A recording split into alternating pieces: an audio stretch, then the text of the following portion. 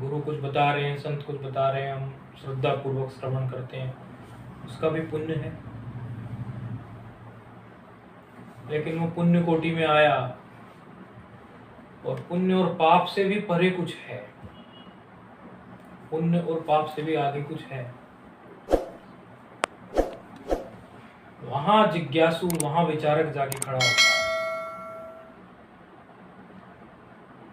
ब्रह्म सूत्र था तो ब्रह्म जिज्ञासा, तो जिज्ञासु जाके वहां खड़ा होता है ना, ब्रह्म की जिज्ञासा करता है।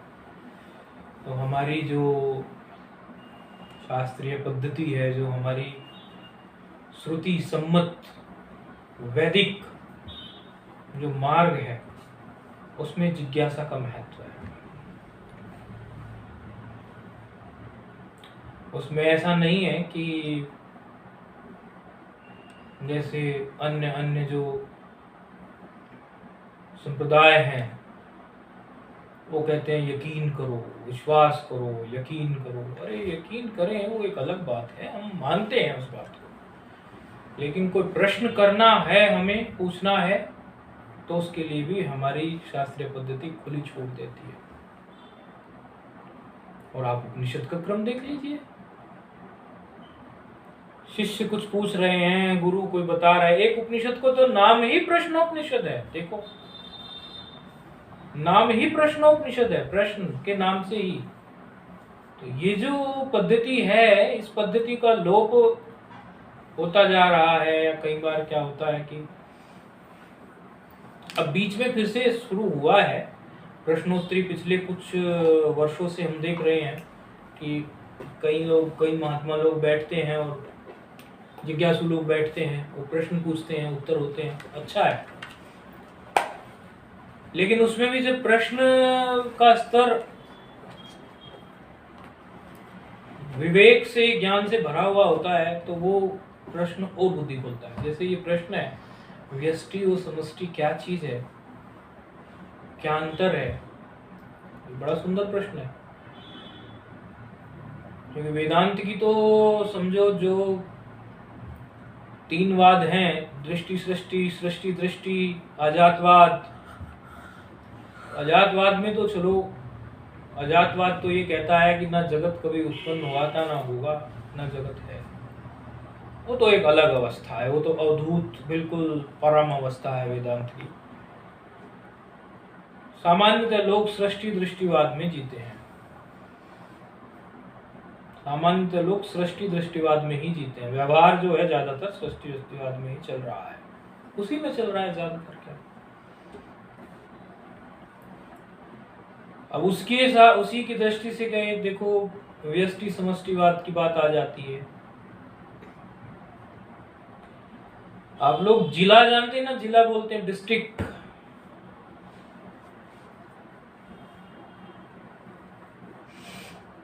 यदि हम ये कहें कि ये नॉर्थ वेस्ट डिस्ट्रिक्ट होगा, ये नॉर्थ वेस्ट में आता होगा, डिस्ट्रिक्ट आता है ना, नॉर्थ वेस्ट डिस्ट्रिक्ट है ना ये। अच्छा, आपको भी समझ आ रहा है ना, नॉर्थ वेस्ट डिस्ट्रिक्ट है। दक्षिणी पश्चिम जिला है ना ये। ऐसे दिल्ली में कुछ जिले हैं ना, उत्तर पश्चिम। तो ऐसे दिल्ली में कुछ जिले हैं ना कई सारे। पहले तो 6 थे, अब पता नहीं कितने हैं। पहले 6 बनाए थे, पता नहीं। तो उस जिले में वो जो डिस्ट्रिक्ट है, उस डिस्ट्रिक्ट में कुछ एरिया है कि नहीं। उसमें फलाना सेक्टर 18, 16, 15, 14, और उसमें बेगमपुर भी उसमें है, बवाना तक उधर, उसमें बवाना और उधर बेगमपुर, और ये पूरी बेल्ट कंझावला तक भी उसमें ही है,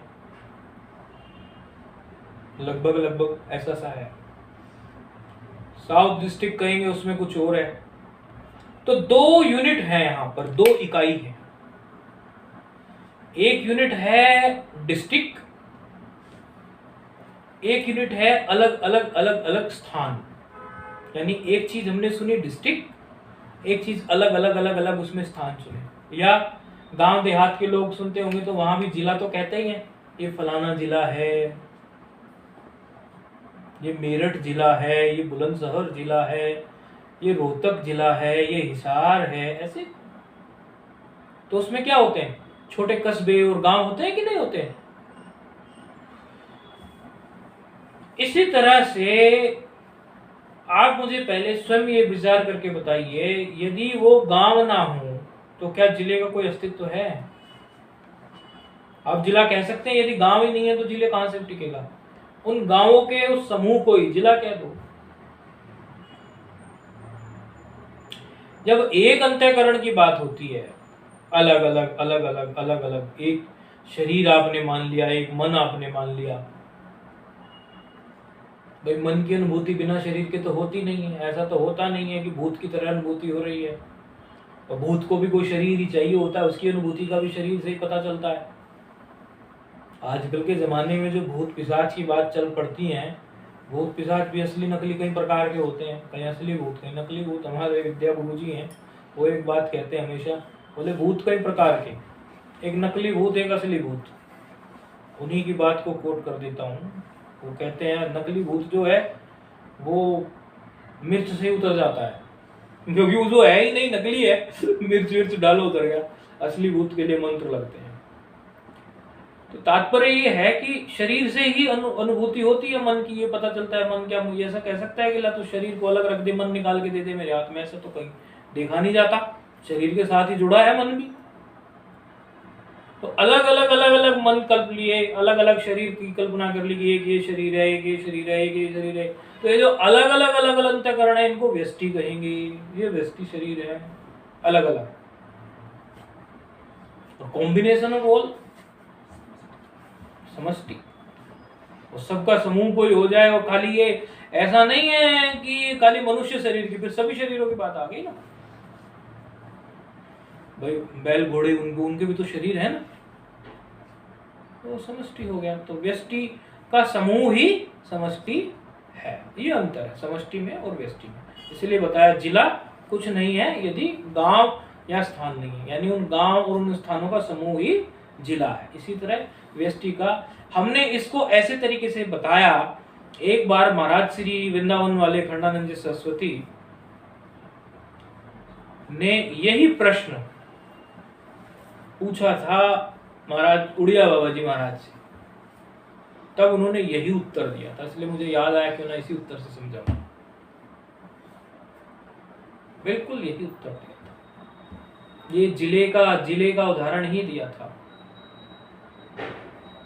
वर्षों पहले हमने कभी सुना था, समझो कोई 10 साल पहले हमने सुनी थी ये बात। तो हमने सोचा क्यों ना उदाहरण वही दे दिया जाए। गुरुजनों को प्रमाणित उदाहरण है, उसमें उनका तो व्यष्टि समष्टि का तो ऐसा है।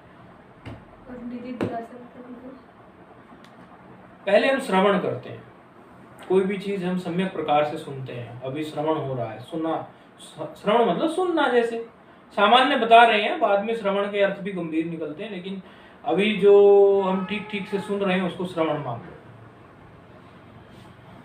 फिर जब श्रवण की अधिकता हो जाती है, फिर वो मनन में परिणत हो जाती है।